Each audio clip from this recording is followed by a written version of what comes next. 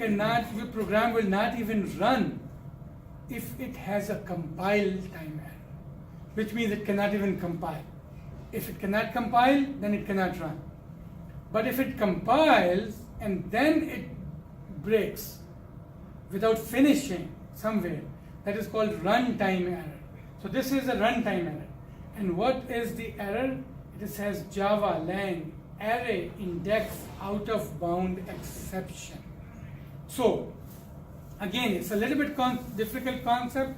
What is happening is that once you run up, and some of this is not shown here, once you run the program and then you give all the command line options, all those options Java automatically puts them in array and gives you this array, gives this array to the main function in args. So what this error is telling me is that there is no variable 0 in this array. Why? Because I have not even given any command line option. So if I give it a command line option F and then execute it again, it says array item 0 F. If I give it F and then 5, it says array item 0 F, because F is the first item. If I say array add item 1, the next one, it gives me array item 1 is 5, right? So value 0 is F, value 1 is 5, right? Make sense or not? If you can't understand, let me know.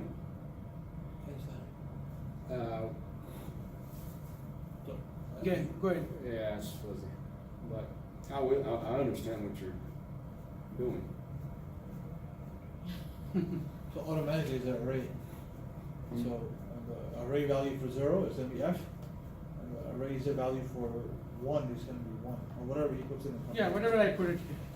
So what would the array value of 3 be? Whatever you put. No, but if I put array value of 3 here, Right now it's nothing. then it will give me the same error Because there's no command line argument. because there is no argument at 3. Anyways, one of the things is, but you're right in the sense that if we were running it on command line, then we would understand it a little bit more. Right now, the program JDoodle is running and sending this to command line automatically. But still, it's kind of, we can kind of understand it. Anyways, so the idea of it is that this is one way. Of course, it's one way, means you'll have to try it out in different ways. But this is one way of sending something into the program, right? Which means that this args you always have available. And through command line, you can always send something to the program, and based on this arg value, you can do some conditional programming, right? I can give, say for example, 1 and 100, and inside you take these values and then you build a while loop that goes from 1 to 100, right? And instead I can make it just 1 to 1000, and next time the same program, you run it with 1 and 1000, and the while loop will run for 1000 times, and things like that. So this is one way of sending some input to the program, and that's what we were trying to do. There's another way which is called environment variables. I will leave it for you guys to look into a little bit more, because we are already at 9 o'clock and we have to cover few more things. Alright, so we got some idea of what an input is. We already know what an output is. System out, print line, right? It's kind of an output. So we are talking about input and output. Again, we are talking about input and output. And what does it mean? Input and output is streams. Now we talk about input and output streams. So what does it say? Java defines a common way of handling all input-output devices. Okay, we'll come to devices, namely as producers and consumers. So input is a producer. You click on your keyboard, it produces keys, right? And consumer is your program. Program consumes those keys. Same way, if your program can be producer, it produces some output like text that the screen consumes. Of sequence of data. Mostly we are talking about sequence of data as characters. If I put K, that is a character. If I write Abdul-Bari Khan, that is sequence of characters, right? That sequence of character becomes a string. They don't go all together. When I write Abdul-Bari Khan, then first A goes, then B goes, and C goes, and it becomes a stream, right? Streams does not mean that it has to be continuous, no time between. Streams just means that it's one after the other. The concept of a stream represents sequence of data generated by an input device or consumed by an output device. So, what are the examples of input streams? A keyboard, a file, an internet resource. So, we'll not talk about internet resource, but there are two types of input streams. One is keyboard, which we have already seen that, right? We can say, means Brother Shah Jahan has wrote programs with scanner. We'll not use scanner today, but which what it does is that you can ask for some input stream and then it will give you. But you already know that keyboard is an input stream. Whatever you want to type, you have to type one after other. So it's a character stream. What you're doing is it is taking the character and sending to your program. Same is with file. Who understands a file in a text file in a computer? You guys have seen a text file in a computer, right? You use Notepad, put some characters in it, it becomes a text file, right? But then from your program, you can read that file. And once you read that file, it will be character by character. So it goes from the beginning and it reads from there. We'll see a little bit. And then what are the different kind of output stream? Video, well, when it says video could mean video also, but it also means screen, or it means console or the output. So we do a print output. When we do a print of a line, it sends it character by character to the output. So that's an output stream. Or a file is also an output. You can write a program that puts things into a file. Now, I know that it is becoming a little bit difficult and a little bit tricky, but initially you'll have to take the concept, little bit. You don't have to, and then you'll have to practice a little bit. Then you have to come back to the concepts again. Because if you really look in, means I cannot explain to you, but even for me, it took a lot of time to fully understand those things. But to tell you the truth, it did not take me a lot of time to practice it. Because even if you don't understand a whole lot about it, you still can practice a whole lot of it. And then with practice, you kind of understand, you do things, then you know what you can do. Otherwise, it's all concepts, of course. Java has a set of classes for inputs and outputs. And now, what is a class? We will go to it, but class is, we can think of it as a library for the time being. Class is not a library, but we can think of as a library with some functions that we can call. So it's like a library already. Java already has it in their system. Just like we said system.out.println, that system was a class. Out was another class in that system.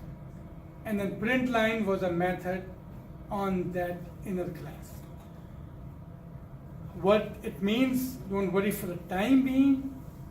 Let's keep using more and more whatever you see, and then we can later discuss it. You can read it sometime maybe, and things like that. So what happens is, why there are classes, why there are streams. So of course, streams we can understand, right? With stream you can take an input. With stream you can put an output, right? So I want to take people's name. So you are sitting here doing registration, right? You are registering people and asking their name and putting in the computer. You need an input stream so that your program that is running on the computer can take the computer input. So that's the program. Within the program, there is a class that helps you do that. Otherwise, you have to write everything how to get from computer. That nitty-gritty detail is already there in the class. Your program calls that class, calls something on it, and then you get the input. So that's very helpful, right? Now you want to save it in a file. You take a name, your program took a name, now the program wants to save it in a file.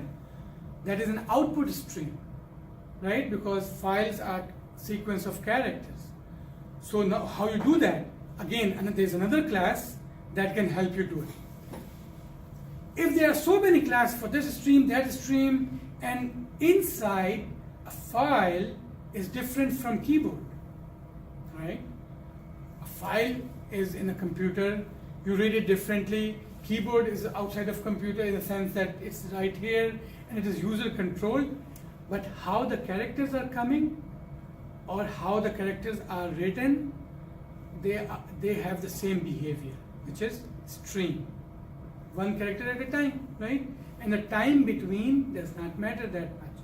So Java has created it in a way that you use very similar class that function very similar way. So once you'll start using it, you'll really appreciate it, but I'm just, for the time being, you just have to take my word for it, or take it as it.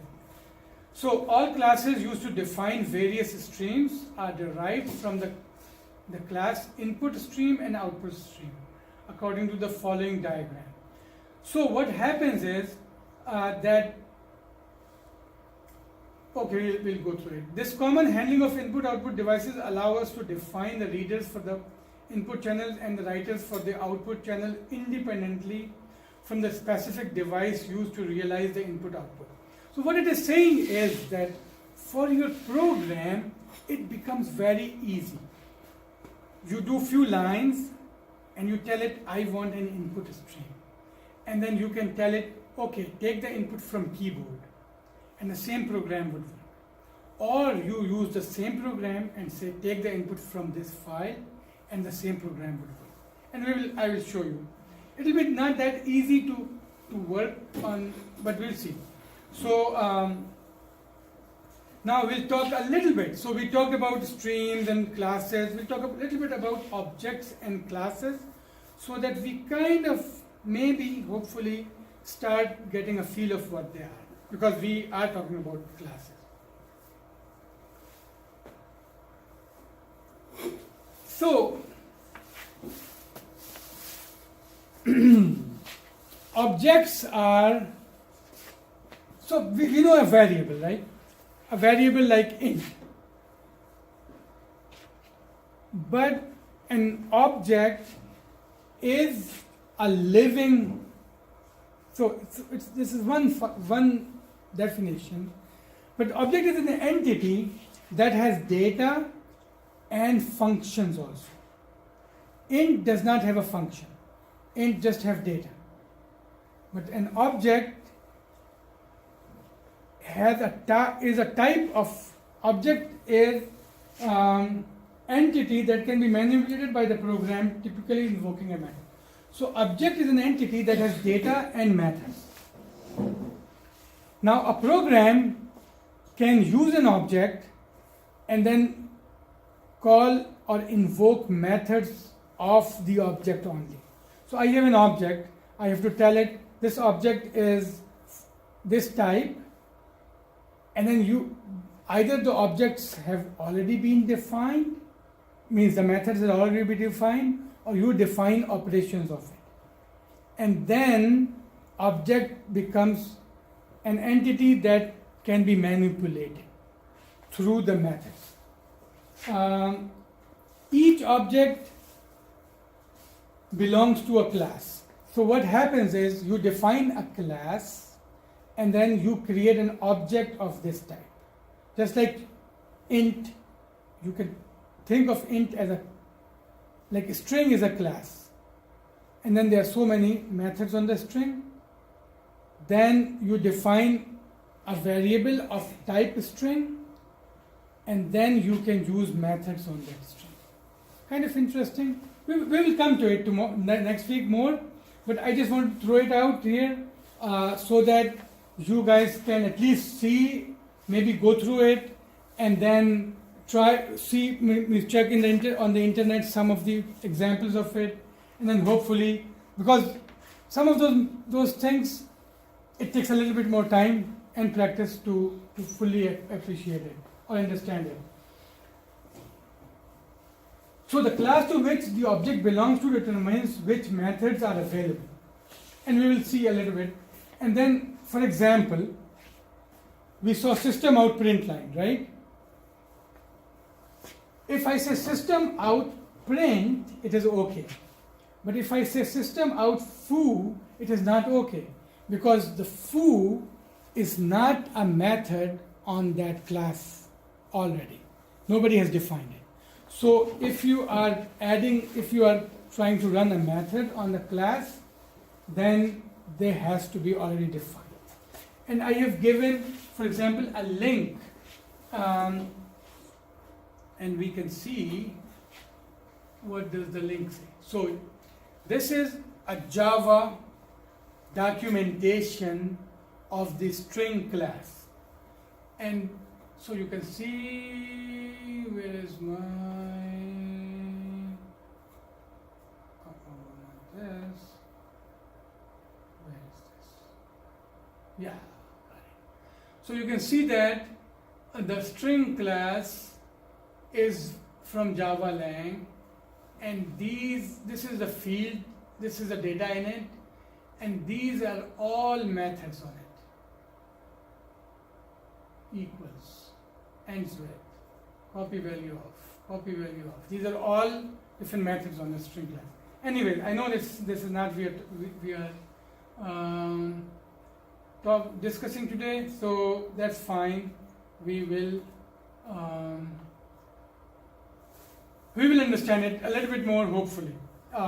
We still have 2 days left. So let's talk about streams. Input streams. We said there are 3 types of input streams, right? Keyboard, file, internet.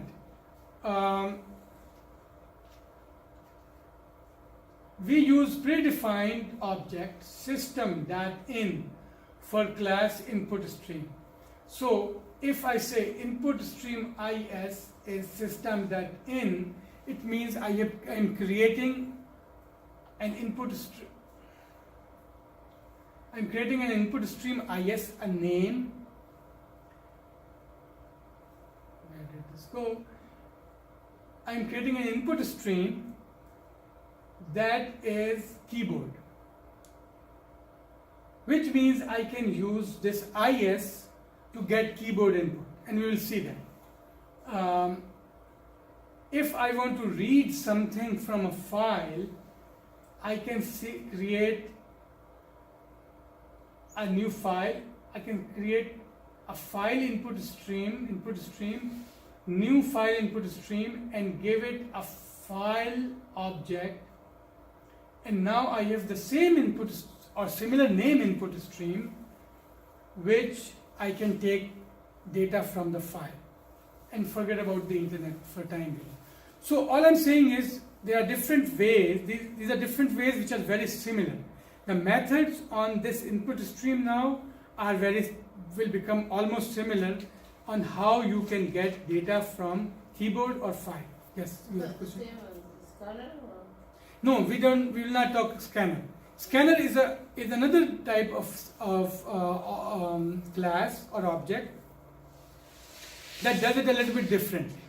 What I'm trying to explain here is that when we take, like from a little bit lower level, that every, say, input stream, keyboard or a file, when we want to read a file, we are getting it from character by character.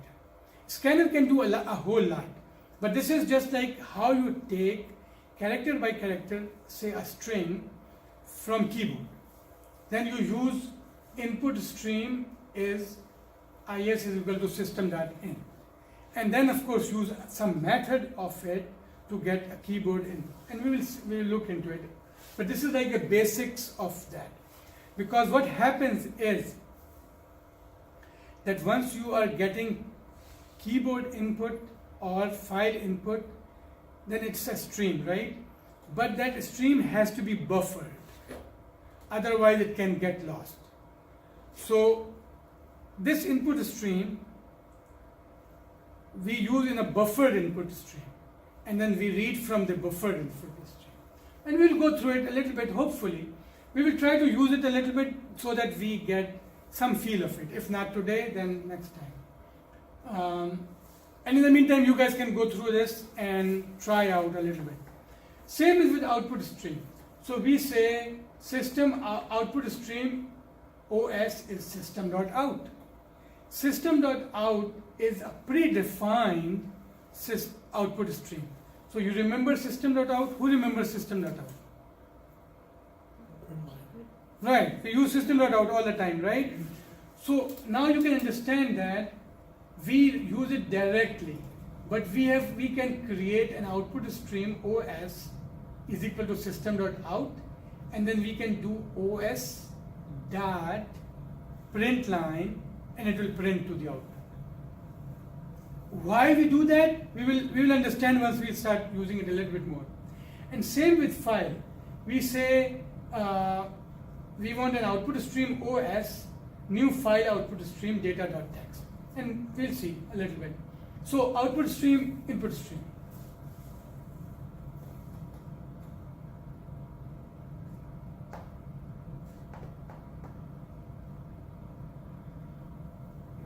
So this is one way. So these are different examples. We can try one example, but in the meantime, let me see where we are and what else we want to do. Then there's files.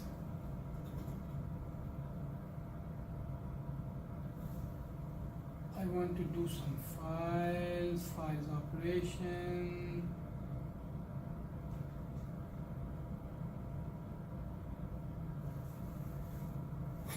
So what do you guys suggest? Means there's one thing we can do is go through files. Or the other thing we can do, and then there are so many examples in it that you guys can run on your own. Or you want to stay with a little bit on the input output and then try a little bit input output program. Let's try the input output. Input output program. And files we do it next time. Right? So files we'll do next time. So let's stay here.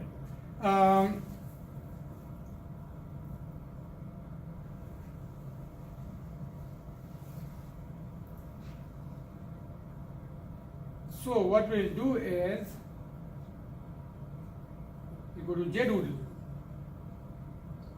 and stop this.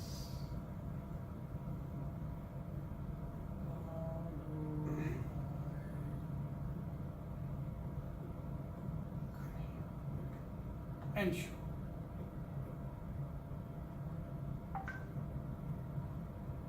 And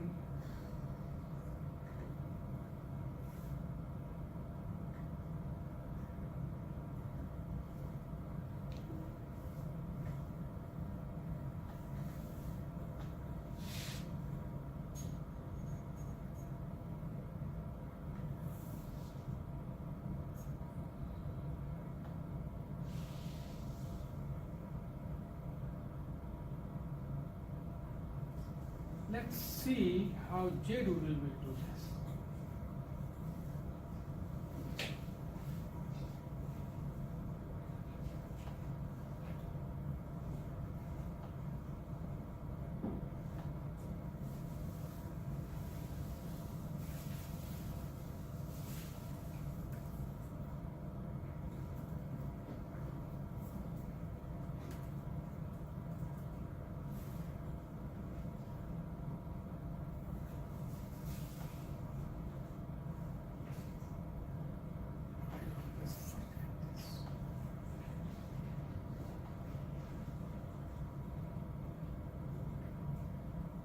So this is better done on Clips. Eclipse.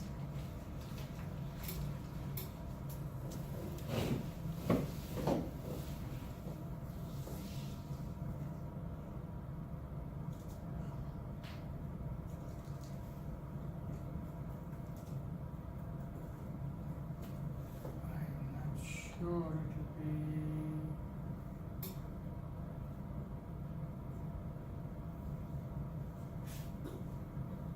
So looks like I'm not too. So we can do some reading from the.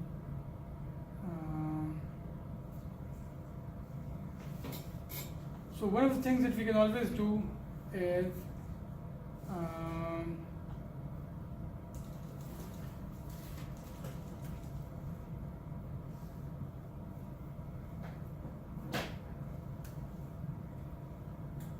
create an output stream, system out print line, and then C OS dot print line hi. Let's see if I can execute it. So how to do it in JDoodle? Or should I fire up Eclipse?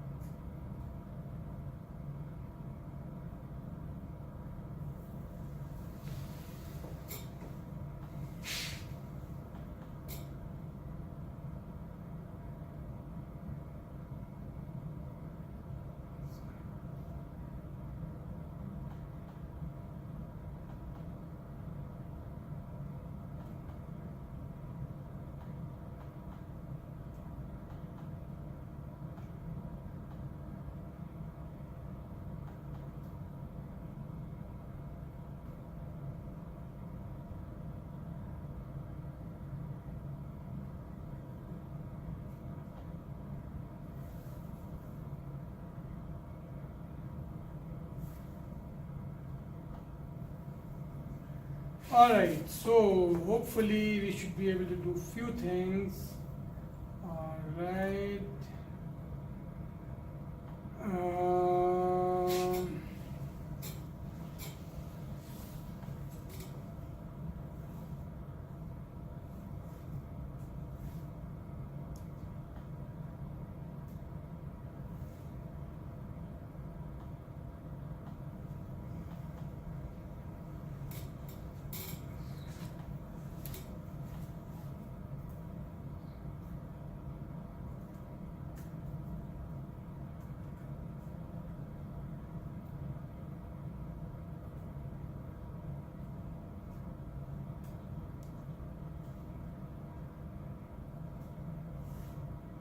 So,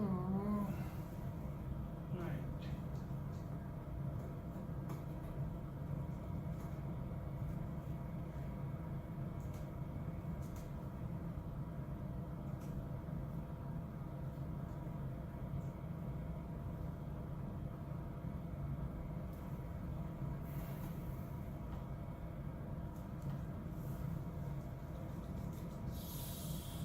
Little bit tricky. Just a sec. Let me get better program.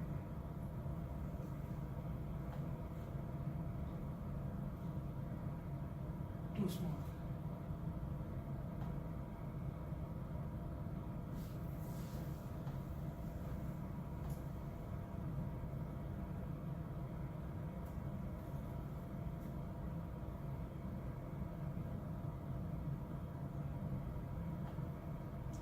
So we'll use this.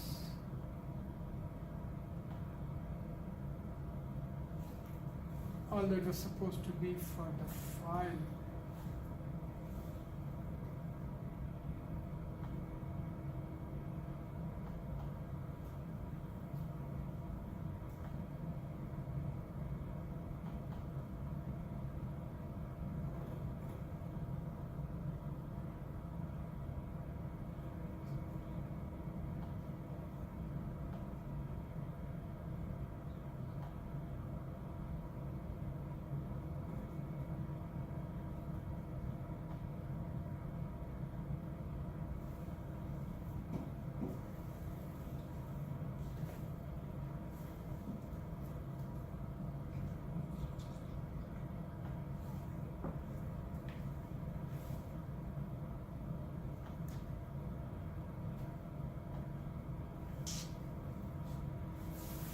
Oh, it is new file writer test.txt. Just a sec.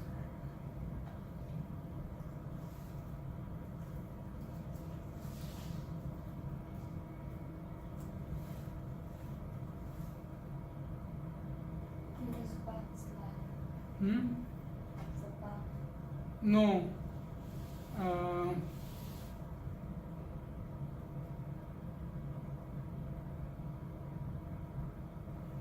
It should.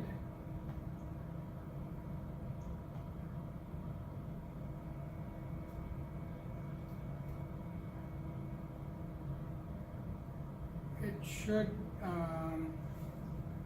So backslash is in Windows. In Linux or in say in Mac or something, it is not backslash. So we see test.txt, get tilde upon test.txt. It is empty. Oh God, I created it.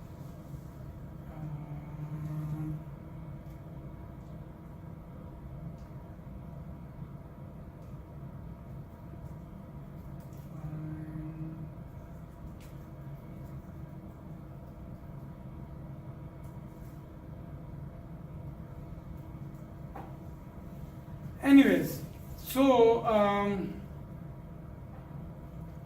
I know it's not going too good right now, but